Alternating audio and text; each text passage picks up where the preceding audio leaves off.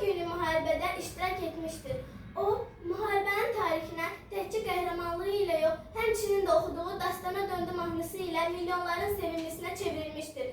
O, Bərdə şəhərində 1998-ci ildə anadan olmuşdur. Onun anası 3 uşağı atasız böyütmüşdür. Xudayar Yusifzadə vətənpərvər, millətini sevən oğul olmuşdur. O, 44 günlük müharibəyə könüllü olaraq getmişdir. Onun yaralı olmasına baxmayaraq, ermənilərin canlı qüvvəsini məhv etmişdir.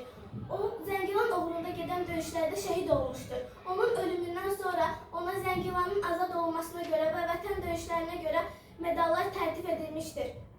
O, Zəngilan, Kəlbəcər, Füzuli, Cəbrayıl döyüşlərində iştirak etmişdir. Allah rəhmət eləsin. Neçə illər yollarına ot bastı.